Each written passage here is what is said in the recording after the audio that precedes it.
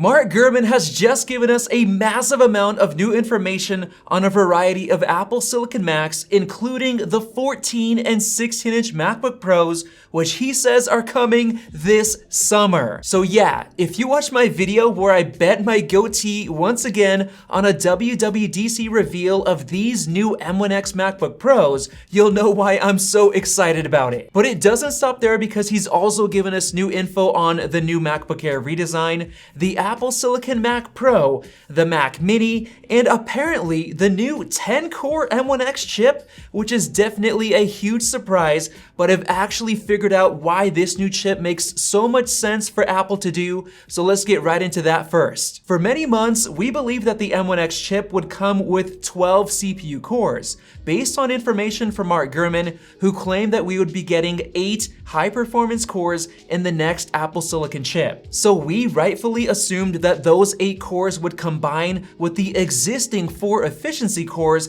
that we already have to give us a 12-core M1X chip, which would end up blowing everyone's mind. But we were wrong. The new 10-core chip is actually gonna be better than what we thought it would be, and if you think that's absolutely crazy, let me explain. The bulk of the performance is going to be coming from those 8 performance cores, so losing 2 efficiency cores isn't going to be that big of a deal, especially since Apple is planning to use the now freed up space for something even better. Apple's M1 SoC package comes with various components like the processing cores, the graphics cores, the neural engine, unified memory, and everything else. If Apple plans to add 4 more performance cores, they're gonna likely need to make the entire silicon die larger, regardless of whether they get rid of those 2 efficiency cores or not, since I'm expecting them to reuse the same exact M1 cores from their current Macs. And the issue is that making the entire die size larger becomes more expensive and harder to manufacture, so it seems like Apple is ditching 2 of those efficiency cores to make more room for some higher performance components. Specifically, Mark Gurman says that we'll be getting up to 64 gigabytes of memory, an improved neural engine, and either a 16 or 32 core GPU. So let me break all of that down and explain what that's gonna mean for you. First off, a maximum of 64 gigs of RAM makes sense because that's the current limit on the 16-inch Intel-based MacBook Pro.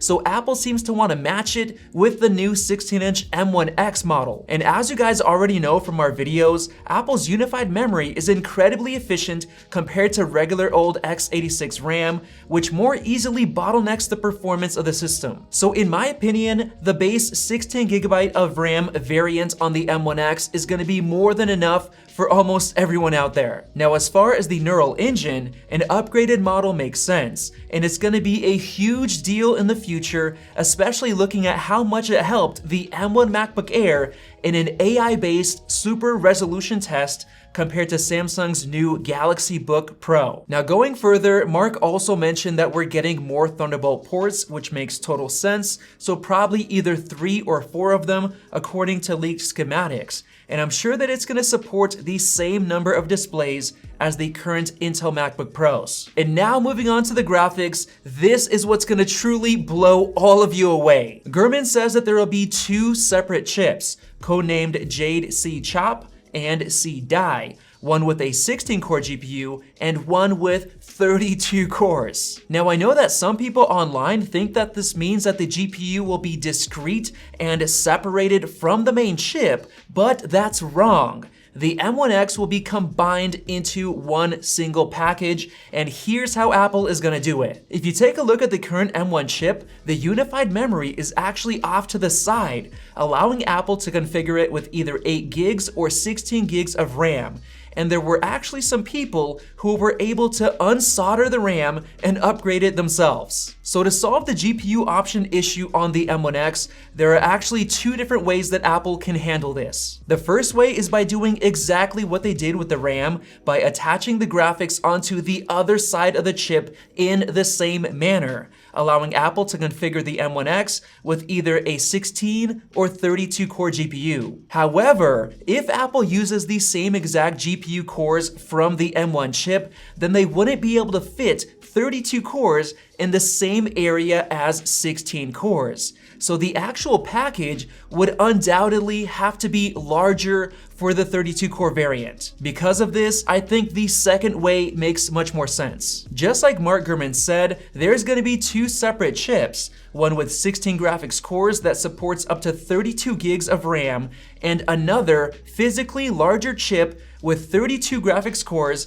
that supports up to 64 gigs of RAM, forcing you to upgrade to the larger chip if you want all of that RAM. The only question that's left unanswered is whether they'll call both variants the M1X chip, or maybe mixing it up by calling it the M1X and the M1Z, but I personally think it's going to be the M1X for both. But the more important thing is the performance of those GPUs, so let's quickly discuss that. When I estimated the performance of the 16-core M1X a couple of months ago, we basically confirmed that it would outperform the crazy expensive $800 5600M upgrade on the current 16-inch MacBook Pro, which is absolutely insane. So if the M1X actually gets a 32-core GPU option like Mark Gurman says it will, we're looking at graphics performance getting close to as high as the Vega 2 GPU within the Intel-based Mac Pro, and I have a pretty good feeling that it's actually going to be faster in terms of real-world workflows due to the unified architecture. But going beyond that, some people are worried that the whole 10-core layout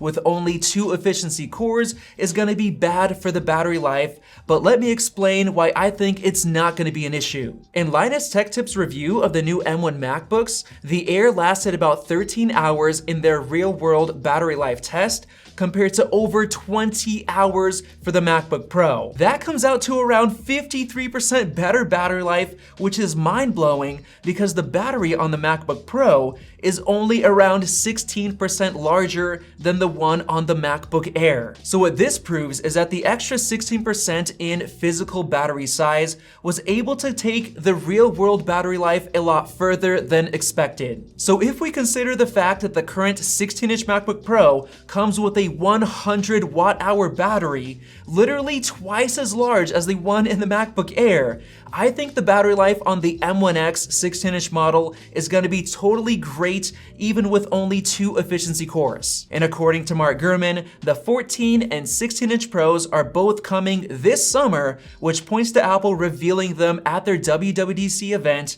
less than 3 weeks from today. So now, with the MacBook Pros out of the way, let's go ahead and look at the other products, like the new Mac Mini, which Gurman says will be getting the same M1X chip options as the MacBook Pros, and now it makes total sense why Apple went with only 2 efficiency cores, since the desktop Mac Mini doesn't really need them. And that is why I personally believe that Apple will reveal the new Mac Mini alongside the new MacBook for a summer launch, since that's exactly what they did last November with the M1 Max. But I don't know when it's gonna ship, especially since Mark said that it could get delayed. But based on everything that Mark said, I fully expect the current M1 Mac Mini to stick around at the same $700 price, and then the new M1X Mini will directly replace the current Intel-based model, so you're gonna have a choice between the M1 and the M1X Mini. And based on all of that info and the potential for the M1X chip to get a 32-core GPU,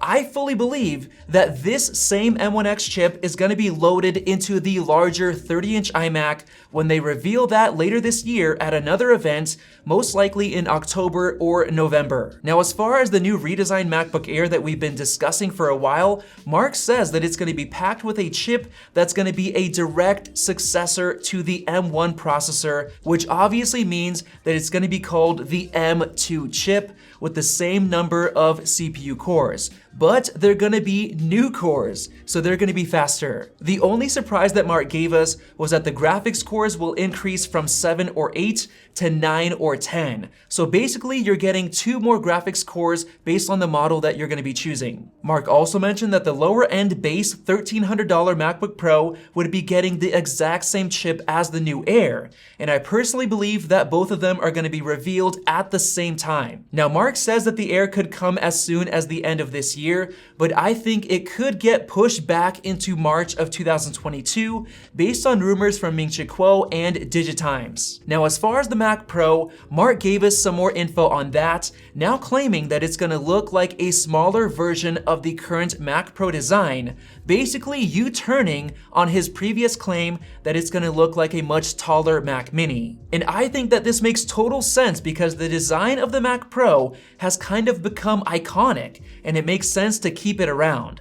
But the mind-blowing thing is that he says it's gonna come with either a 20 or 40 core CPU and either a 64 or 128 core GPU, and I personally think that it's gonna be coming sometime next year, most likely in December. But before that happens, we should totally be expecting just one more Intel-based Mac Pro refresh at the end of this year in December, using the same exact chassis that we currently have, but packing new Intel Xeon Ice Lake chips and big Navi graphics options. So there you guys go, those are my thoughts on Mark's latest report, and if you totally disagree with me, go ahead and comment your thoughts down below. But if you enjoyed the video, go ahead and click the circle above to subscribe for more videos like this one. Definitely check out one of those two right there. Thanks for watching, and we'll see you in the next video.